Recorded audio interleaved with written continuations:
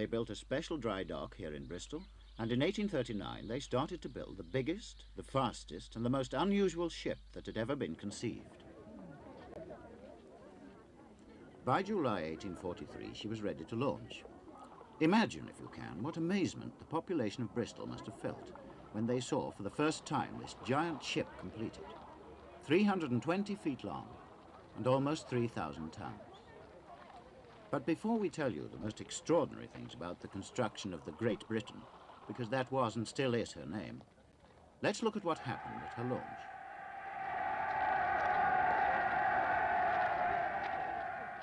Thousands of people turned out, and a great number of them paid a guinea to see the launch, attend a royal banquet, and watch Prince Albert himself take part in the ceremony from a specially constructed pagoda. Dr. Corlett watched as they got the template into exactly the right place and measured the space. 12.5 inches. That's right. Less than a foot, but enough.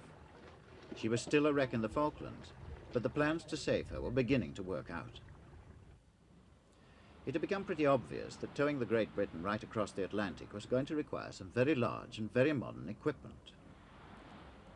In March this year, a strange convoy crossed the Atlantic and dropped anchor in Sparrow Cove, right alongside the Great Britain. Towed by an ocean-going tug, the Mulus is a floating pontoon of 2,500 tons. To understand their plan is simple. To see how they could carry it out is quite another matter. The plan was to put the Great Britain on top of the Mulus and tow them both back to Britain as one complete unit. And to do that, they had two separate teams of men. Leslie O'Neill was in charge of floating the Great Britain, also responsible for all the pumps and gear sent out to repair the hull and get it off the beach.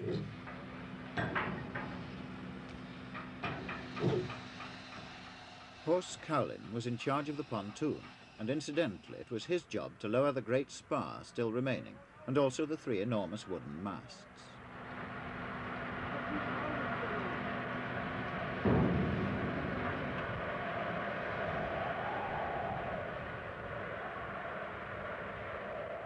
It is hard to appreciate just how big these masts are until you see the size of a man in relation to them.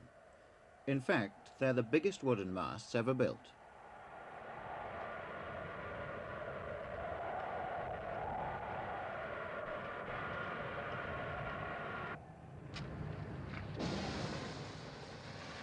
They had to cut the yard away with an oxyacetylene torch because the metal parts holding it up had rusted solid. Now this spar weighs over 8 tons. It's 105 feet long, and if they made a mistake and it dropped, the whole project would be over because it would cut the ship virtually in half.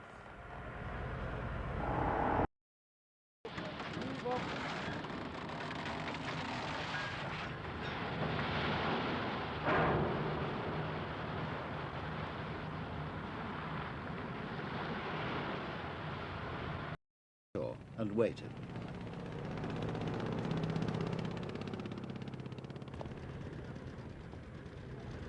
Hey!